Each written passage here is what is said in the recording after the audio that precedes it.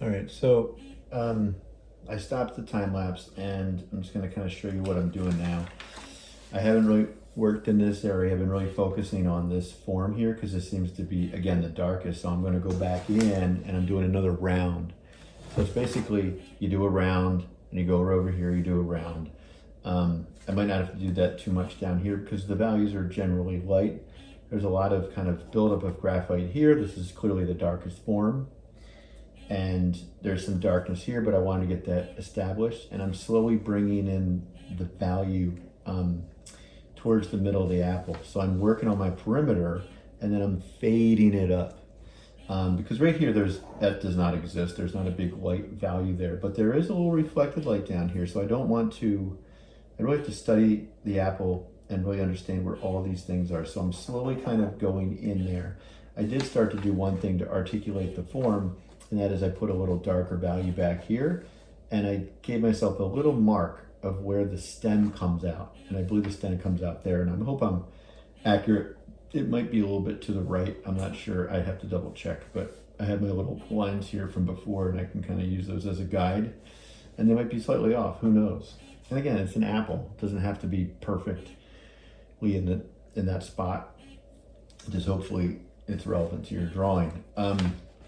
So again, I'm building this up, and at this point, because I have such a good base, I'm using my 3B and my 2B pencil to kind of build this up. But my 2B might be a little bit too soft here, so then I would go back down to my B. So now I'm starting to work with my B, 2B, 3B in here. And if I were to jump on this side, then I would probably just work with my B, HB, and maybe a 2B to building this up. And again, there's a light value here. I want to keep that light at the moment. I can always make it darker, but it's hard to take off. So you're kind of slowly raising up the value each time. So I'm going to continue kind of building up the value here in the apple. I'll probably get a little bored of this spot. And then I'm going to start to kind of play around here and articulate this. I might go and kind of work some of the shadows and just kind of play around down there. And then I'll come back to this and I'll be re-energized to go back to that form.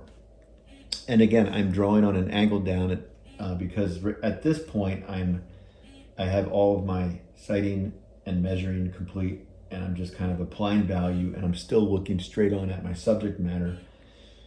And I can't stress this enough. You have to constantly observe, because right now I'm not observing the line and the shape and the structure of the form. I'm observing the value structure, where it's darker, where it's lighter, and the questions you want to ask yourself: what creates that value shift, or why is that thing indented? How do you create that illusion?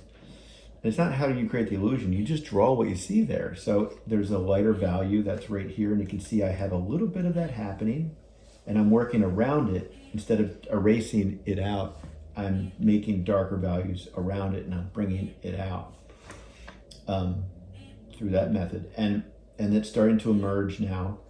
I'm slowly kind of locating this. It's like I'm trying to find that spot, and I'm slowly getting there, and then I nail it and I commit to it. So I've definitely committed to the edge of this. I've definitely committed to the edge of this. That's not going anywhere. I've committed to the edge of this, and I'm trying to figure this out. I'm trying to commit to this part. I'm not putting the stem in until the very end, and then I'm going to start to fill this in. I'll probably get bored with this, and I'm going to move that down there. Okay.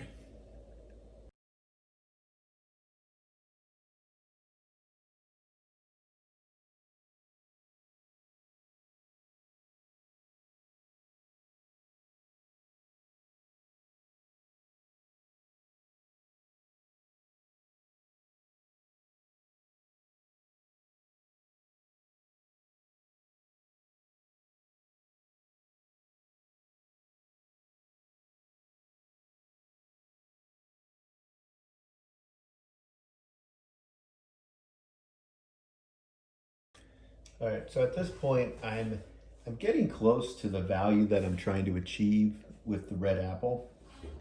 Not saying that that's the exact value. I mean, if you look at some of the black chairs I have in the background, I don't know if the camera's picking that up, but I think you can see one.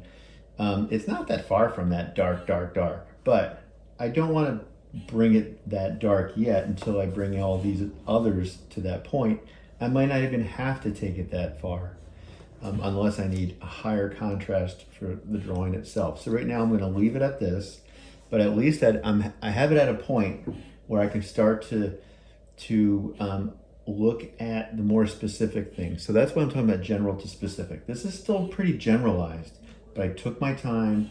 I'm really focusing on the edge. I'm pulling all the values in. I don't have any like striations or weird overlapping. Maybe that little section there I can fix. Maybe that little section there I can fix. But I'm going to layer again on top of there, so it's probably going to disappear eventually. Now I'm going to start to work on this guy because the value of this is not that much different than that. However, it is lighter. It's not that much lighter, but it is lighter. So now I can start to focus on this guy. And then I can start to see that there's this reflection, and it almost feels like a shape right here that I see. There's a shape here. There's a couple little light spots here, which I'm just going to use the value that exists there already and work around it. But what I might have to do is kind of draw where those shapes are very lightly so I could see it, and then I can apply the value around it. And then that's how you kind of subtract or work in the negative, if you will. So right now I'm going to jump here, and I think the last pencil I used there is probably like an HB. So I'm going to see if a B shows up.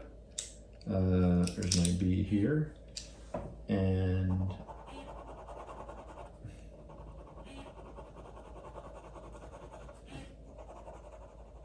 now, if you're using another brand of pencil, and I should have mentioned this a lot earlier, but it's not going to react like these. These are different. These are Faber-Castells are generally harder than most pencils. Hopefully you're not using something like Art Loft, because that is the most generic pencil they make, and it's for craft and people that are just kind of getting interested in art. Please don't use those. Use something that's more middle to professional grade. Even Dick Blick makes a generic pencil that's decent enough for something like this. But your better quality pencils are going to be harder in nature anyway, but you need good quality pencils to do something like this. You can't get by with just one 2B pencil or a cheap brand like Artist Loft. So you can kind of see here, I'm working this little section here. I'm just trying to make it generally a darker value, but I'm trying to even out the tone. So I'm kind of working in these little nooks and crannies and just even it out. And if you notice in my videos that I'm turning my board a lot, and I'm using this paper a lot. So when I know I'm going to be, my hand's going to be in a certain section, you don't want graphite on the bottom of your hand. And the oils from your hand isn't good. Do not smear. I should have mentioned that earlier too. No smearing with your hands.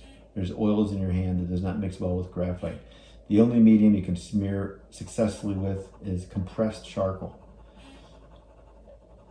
All right, so I'm just kind of building this up. And this is one of those things where you just need patience. You just have to like let it evolve on its own. Let it do its own thing. You're going to be so much more happier in the end. Or happier? I don't know if that's right. Knowing, or if you just take your time and build it up slowly. If you rush through it, you're not going to be happy with it. You're just going to discard it. Take your time, build and build and build and build and build. All right, so the 2B is not doing much now. I'm going to jump to my, the B is not doing too much now, so I'm going to jump to my 2B. And the nice thing about this, if I go in the other, check this out, I'm hitting this as well. I'm just kind of hitting both sides, and the left side is not getting darker. The right side is, because I have my value established.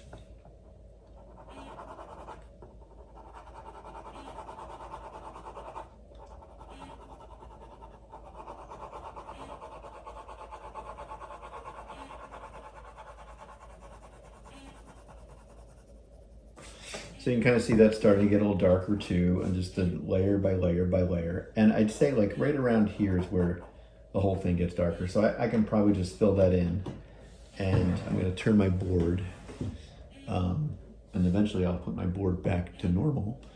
But for right now, I'm going to stop, and then I'm going to start the other freeze or time lapse.